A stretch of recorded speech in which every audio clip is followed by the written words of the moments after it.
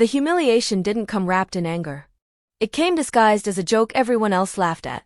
We were standing in my sister's living room, shoes still on, coats half removed. She was scrolling on her new phone, bragging about the upgrade, when she looked up and said casually, "Rachel will handle it. She always does." Someone asked, "Even tomorrow?" She didn't even glance at me. "Especially tomorrow."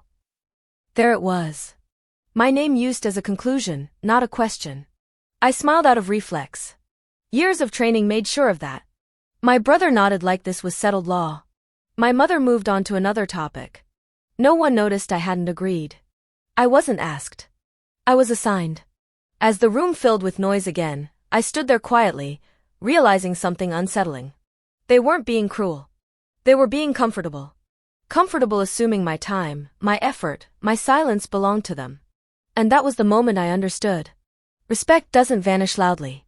It fades when no one thinks they need to give it any more. Before I go any further, let me ask you something honestly. Have you ever noticed how people decide your limits for you, simply because you've never said no? My name is Rachel.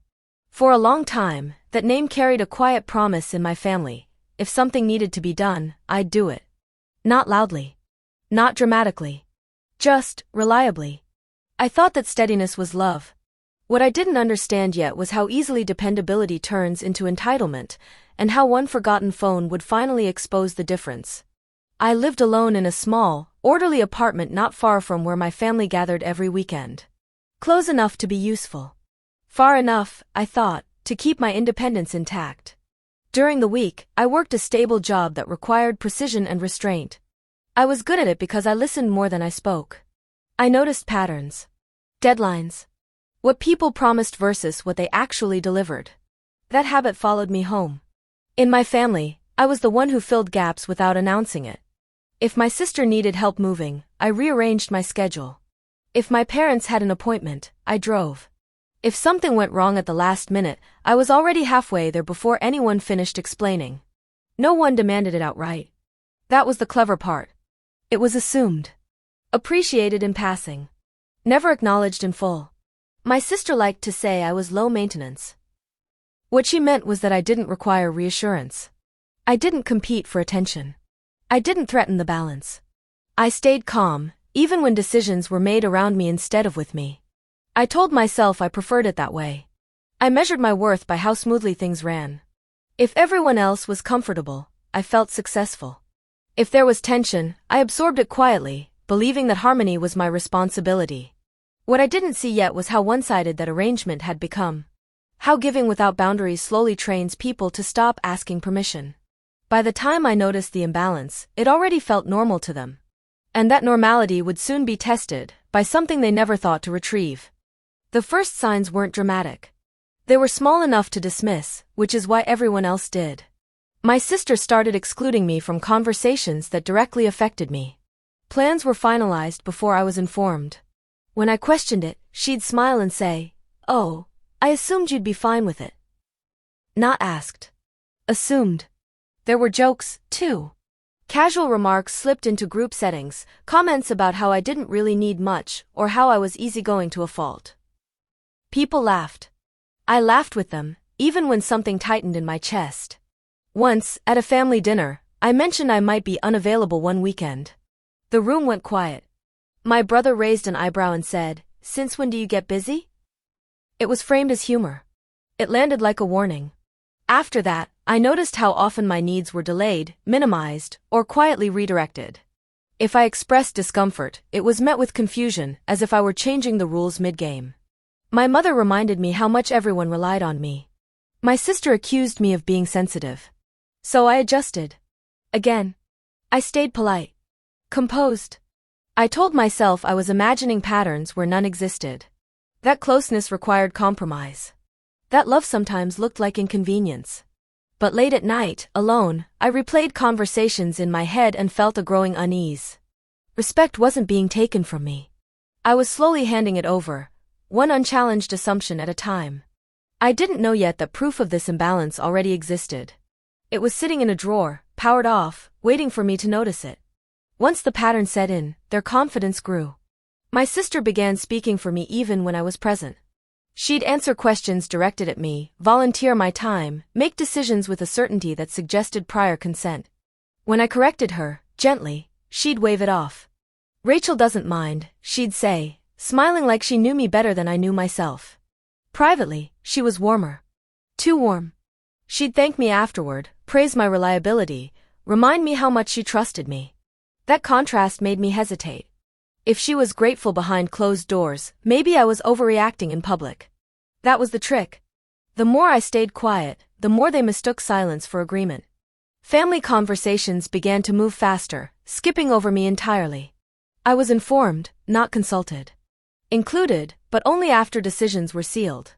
When I tried to assert myself once, just once, my brother laughed and said, "Why are you making this a thing?" It wasn't said with anger. It was worse than that. It was said with disbelief. My mother later pulled me aside and suggested I let it go. "You know how your sister is," she said, as if that explained everything. As if adaptability was my permanent obligation. So I withdrew. Not dramatically. Just enough to observe. I stopped volunteering information. I listened more carefully. I noticed how quickly conversations ended when I didn't fill the silence. How uncomfortable they became when I didn't smooth things over. They didn't like the quiet, but they liked the control. What they didn't realize was that while they were growing careless with words, I was becoming precise. While they dismissed my restraint as passivity, I was learning exactly how much they assumed, and how far they thought I'd bend. Their confidence wasn't earned. It was borrowed from my restraint. And borrowed things, when examined closely, have a way of being reclaimed. The quiet I created didn't bring relief. It brought distance. Messages stopped coming unless something was needed. Invitations arrived late, or not at all. When I did show up, conversations paused briefly, then resumed without adjusting to include me. It was subtle enough to deny, obvious enough to feel. I began questioning myself. Maybe I had changed. Maybe I was being difficult without realizing it. That thought lodged itself in my chest and refused to move. My sister noticed the shift and leaned into it. When I asked why I hadn't been told about a plan, she looked genuinely surprised. "I thought you wanted space," she said, her tone gentle, almost caring. If I pointed out inconsistencies, she sighed and asked why I was suddenly so negative. It was exhausting. I replayed interactions at night, searching for the moment I'd crossed an invisible line. I compared my reactions to theirs and always found mine lacking, too quiet, too accommodating, too slow to assert. I wondered if my calm had trained them to forget I could feel hurt at all. The hardest part wasn't being overlooked. It was being made to feel unreasonable for noticing. I still showed up. Still helped when asked directly. Not because I was afraid to stop, but because I wanted to be certain of myself before I did anything irreversible. I needed clarity, not vindication. So I watched. I listened. I paid attention to what was said when they thought I wasn't paying attention, and what was never said to my face. That's when I realized isolation wasn't a side effect. It was a tactic. Keep me unsure. Keep me questioning my perceptions. Keep me quiet by framing composure as weakness. They believed I was shrinking. What they didn't see was that I was narrowing my focus, distilling truth from noise, one moment at a time. And soon, something accidental would hand me the certainty I'd been searching for. The moment it finally tipped didn't feel dramatic. It felt final. I found out about the decision through someone else. A casual comment, dropped without malice, about a family arrangement that had already been settled. My name was mentioned as an afterthought, attached to responsibilities I hadn't agreed to, and excluded from benefits I'd quietly earned. When I confronted my sister, she didn't deny it. She looked at me with something close to pity and said, "I didn't think you'd want to be involved. You hate conflict." That word again, hate, used as if it defined me. My parents backed her. Not forcefully. That would have been easier to resist. They spoke in softened tones, explaining practicality, balance, what made sense for everyone. When I pointed out what I'd contributed over the years, my mother sighed and said, "You shouldn't help if you expect something back." It landed like a verdict. In that moment, I felt something give way. Not anger. Not tears. Just a hollow clarity that told me I had already lost, at least in their eyes. The role I'd played so carefully had disqualified me from consideration. Reliability had replaced relevance. I nodded. I accepted their explanation. I even apologized for misunderstanding. That seemed to satisfy them. After that, things moved quickly without me. Plans finalized. Roles reassigned. I was thanked politely for everything so far, the way you thank someone whose usefulness has run its course. If this were a different story, this is where I would have unraveled. Where I would have lashed out or disappeared entirely. Where the audience would assume I was finished. But what they mistook for defeat was something else entirely. It was the moment I stopped hoping they would see me differently and started preparing to see them clearly. Because when you accept loss without protest, people reveal far more than they intend. And I was finally ready to look. After that conversation, I didn't withdraw completely. I stayed present, but lighter. I stopped offering explanations. I didn't correct assumptions. I let their version of me stand unchallenged. It wasn't resignation. It was calibration. I went back to my routines. Work. Evenings alone. Long walks where I replayed conversations without emotion, the way you review footage rather than relive it. Patterns became clearer when I removed myself from the center of them. I noticed how often my sister contradicted herself depending on who was listening. How quickly stories shifted to preserve her image. How my parents defaulted to whichever version created the least immediate friction. None of it was malicious in isolation. Together, it formed something deliberate. I started documenting, not in a dramatic way. Dates. Messages. Decisions. What was said publicly versus privately. It wasn't about revenge. It was about grounding myself in facts so I couldn't be talked out of my own memory. During this time, something unexpected happened. I found an old phone in the back of a drawer. My sister's, from before her upgrade. I'd held onto it absent-mindedly, meaning to return it and never quite doing so. It was powered off. Forgotten. I didn't turn it on right away. I set it aside and went on with my evening, unaware that the clarity I'd been seeking for months was sitting a few feet away. Sometimes endurance isn't about surviving pain. It's about waiting until truth no longer needs to be forced. That night, I slept deeply for the first time in weeks. By morning, I would wake up to something I was never meant to see. I turned the phone on the next morning without expectation. It was more habit than curiosity, the way you check something before discarding it. The screen lit up slowly, then settled into a familiar layout, older, simpler, preserved in time. There were notifications. Dozens of them. At first, I assumed they were outdated. Missed alerts from years ago. But the timestamps told a different story. Some were recent. Very recent. The phone was still logged in. I didn't rush. I made coffee. I sat at the kitchen table. I opened one message, then another, letting the rhythm of the conversation reveal itself before I tried to interpret meaning. It was a family group chat. Not the one I was part of. Names appeared I recognized instantly. My sister, my parents, my brother-in-law. Familiar profile pictures. Familiar shorthand. And then, lines that didn't include me, except as a topic.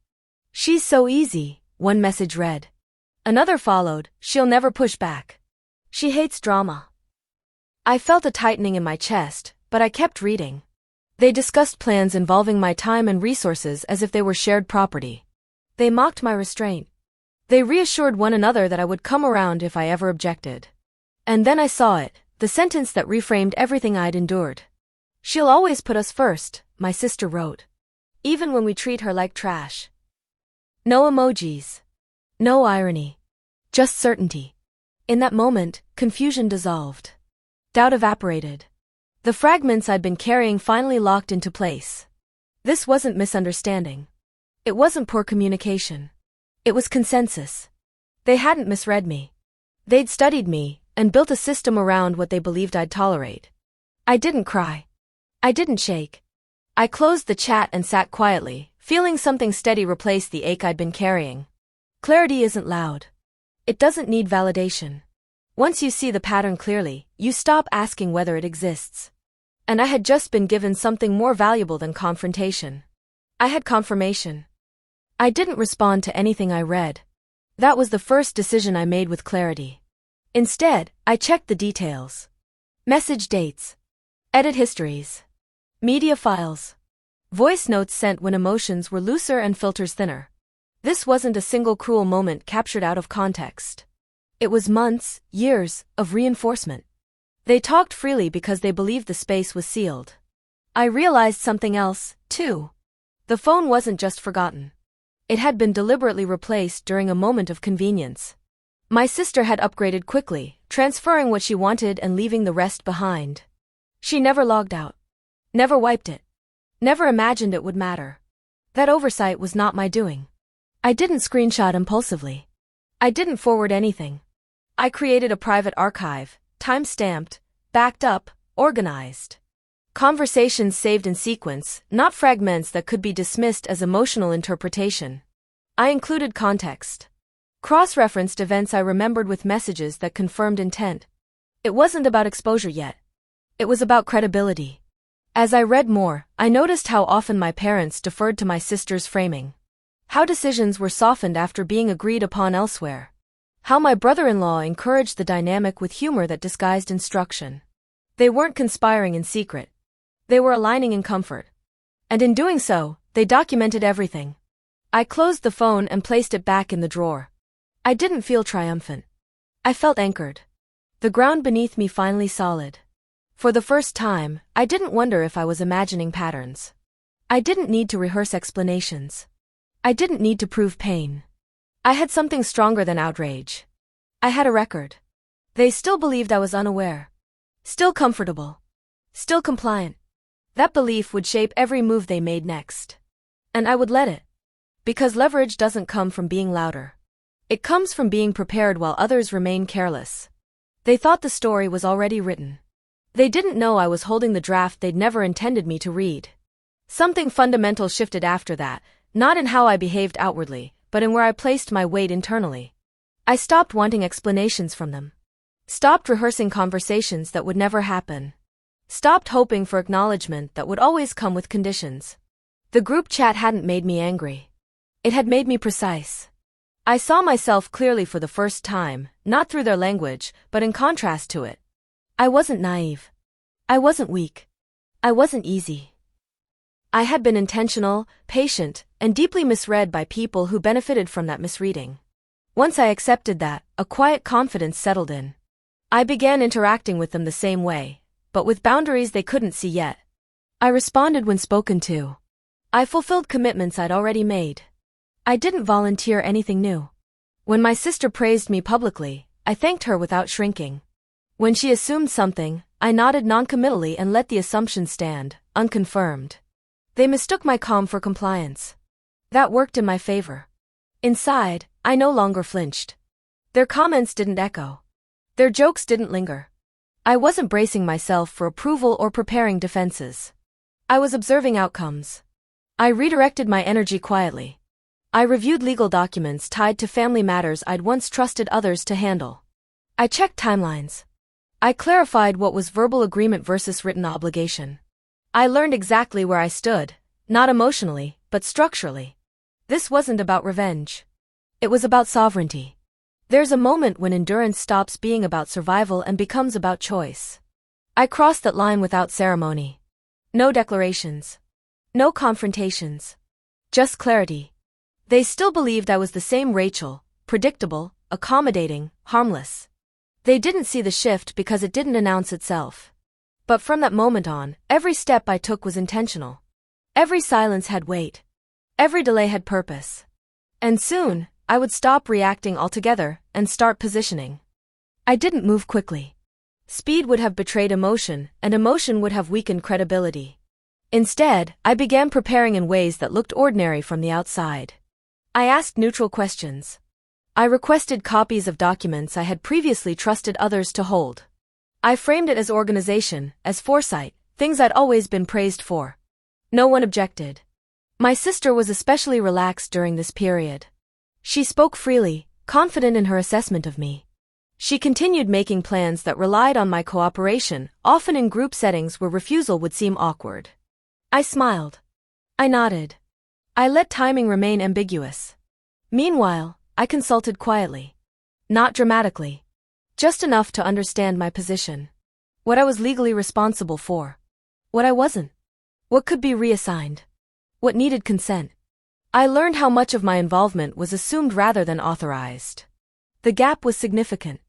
I organized everything into a clear timeline. Decisions made without me. Messages that confirmed intent. Responsibilities shifted without notice. Benefits redirected with justification that only existed after the fact. What surprised me most was how little effort it took once I stopped resisting reality. The system they'd built depended on my silence, but also on my reliability. Once I removed the second without disrupting the first, it began to strain. I adjusted my availability subtly.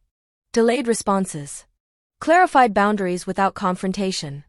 Asked for confirmation instead of complying automatically. They noticed, but misinterpreted. My sister joked that I was finally learning to relax. My mother remarked that I seemed calmer. They assumed detachment was relief. It wasn't. It was alignment. By the time they realized something had shifted, I would already be standing on firmer ground, supported by facts, not feelings. The structure I was building didn't rely on exposure.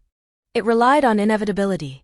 Because the most effective reversals don't announce themselves. They arrive quietly, when everyone involved believes the outcome is already decided. And when the moment comes, there's nothing left to argue, only consequences unfolding exactly as documented. The setting was familiar enough to feel safe to them.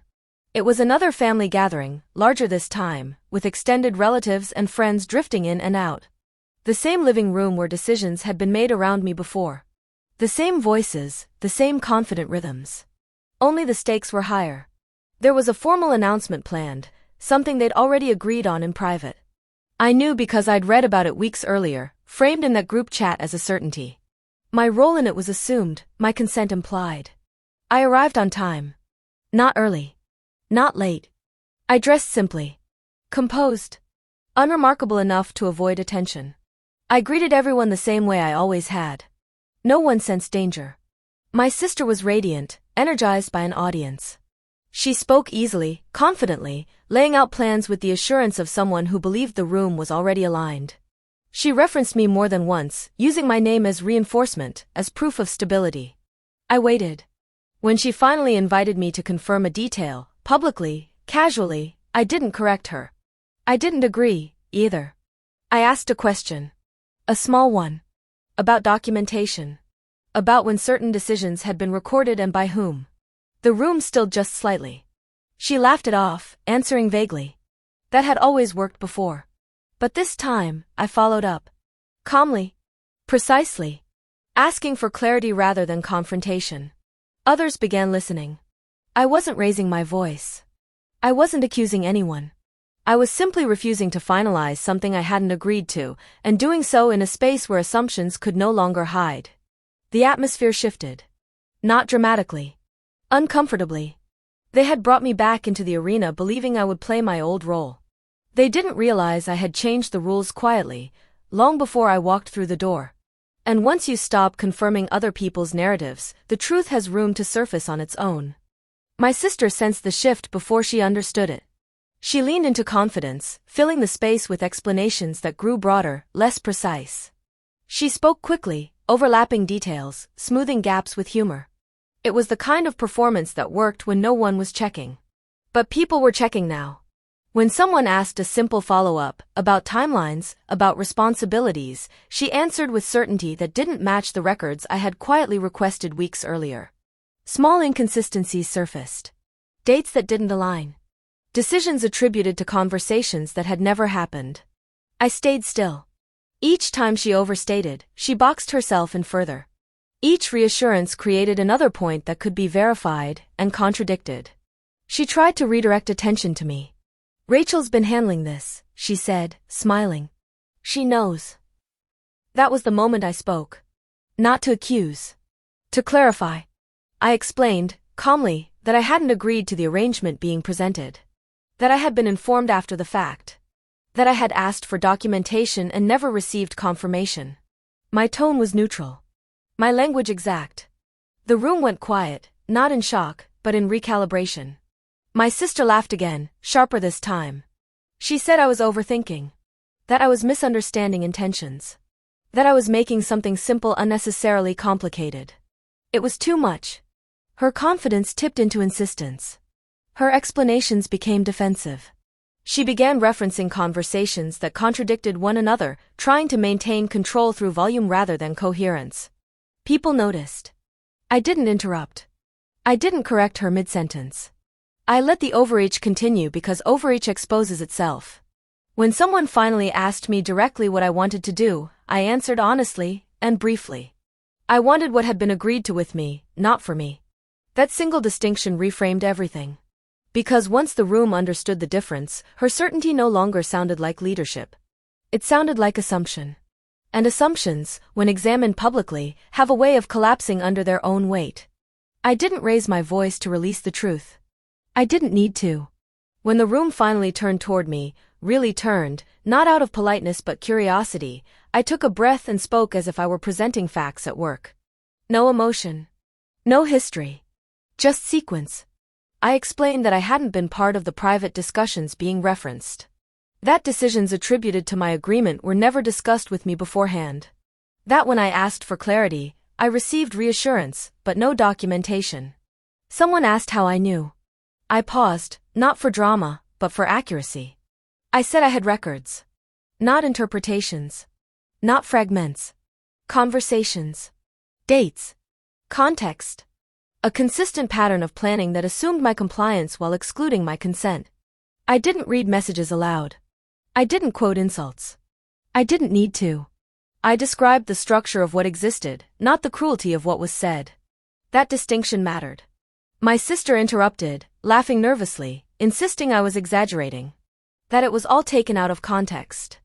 That families talk freely. So I offered context. I clarified that the messages weren't hypothetical. They aligned precisely with the decisions being announced that evening. That my role had been outlined in advance, publicly confirmed without my involvement. That I had documentation showing when assumptions were made and when silence was interpreted as agreement. I offered to share the records privately with anyone responsible for finalizing the arrangement. The offer itself changed the room. Because I wasn't asking to be believed. I was inviting verification.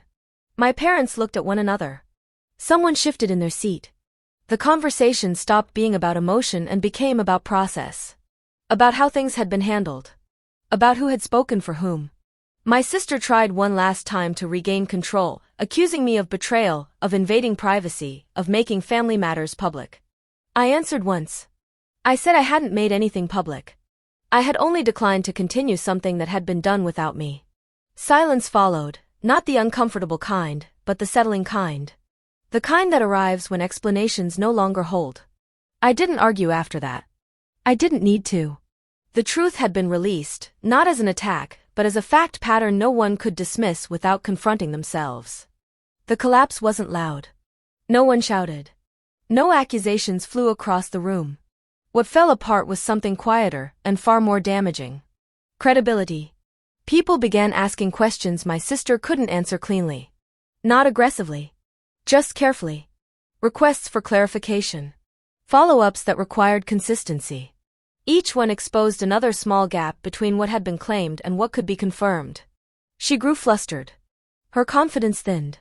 The ease she usually carried in public settings gave way to irritation, then to defensiveness. She tried to reframe the conversation as a misunderstanding, then as a personal conflict, then as my inability to let things go. None of it landed. Because the room had shifted. The focus was no longer on me being difficult, it was on why assumptions had replaced consent in the first place. My parents attempted to soften the moment, suggesting everyone take a break, that things could be discussed later. But the damage had already occurred. Silence had done its work. People had seen enough to reassess their trust. My sister withdrew from the center of attention, suddenly aware of eyes where there had once been agreement. Her authority in the room dissolved, not through confrontation, but through doubt. No one celebrated. No one took sides dramatically. They simply adjusted. Plans were paused. Decisions deferred. Responsibility redistributed with more care. And without saying it outright, the room acknowledged something fundamental had been wrong. I stayed where I was. Calm. Unreactive. I didn't feel victorious. I felt released. Because when people lose credibility publicly, the consequences don't arrive in the moment. They unfold slowly, in missed opportunities, in second-guessing, in the way others begin verifying what used to be taken on trust. As the gathering resumed in quieter tones, I realized something important. I hadn't taken anything from her. I had only stopped carrying what was never mine to begin with. The days that followed were calm on the surface and different underneath. No one confronted me directly. They didn't need to. The shift showed up in smaller ways: emails that included me properly, conversations that paused to ask rather than assume, decisions that waited for confirmation instead of rushing ahead. My sister grew careful. Not kinder. Just cautious. She stopped speaking on my behalf. When she referenced me, it was with qualifiers instead of certainty. Her confidence hadn't disappeared, it had learned restraint. My parents adjusted more slowly. Old habits don't dissolve overnight. But even they began checking in before committing my time or resources. Not out of guilt, but out of awareness. That was enough. The arrangement that had sparked everything was restructured formally. Responsibilities reassigned with documentation. My involvement became optional, clearly defined, and compensated where appropriate. Nothing dramatic. Nothing punitive. Just correct. The phone stayed in my drawer. I didn't use it again. I didn't need to. Its purpose had already been served, not as a weapon, but as a mirror that forced honesty. I returned to my routines with a sense of solidity I hadn't known before. Not lighter, exactly, but steadier. I slept better. I spoke less and meant more. What surprised me most was how little satisfaction I felt in their discomfort. There was no thrill in watching others recalibrate around me. Relief was quieter than that. It came from knowing I no longer had to prove my worth through endurance. I could simply choose where to stand. There's a story people like to tell about strength, that it looks like confrontation, like walking away loudly, like making sure everyone knows you were wronged. That was never my version. What I learned is that dignity doesn't require performance. It requires clarity. The moment you stop explaining yourself to people who benefit from misunderstanding you, power returns quietly. I didn't lose my family. I lost a role that had outlived its usefulness. And in doing so, I gained something far more stable than approval. Perspective. I no longer confuse being needed with being valued. I no longer mistake silence for safety. And I no longer measure love by how much I'm willing to absorb. If there's a lesson in what happened, it isn't about revenge or exposure. It's about restraint, about knowing when to wait, when to document, and when to let facts speak instead of emotion. Some people only change when certainty is removed from their control. I didn't force that change. I simply stepped out of the way. And in that space, truth did what it always does when left undisturbed. It settled.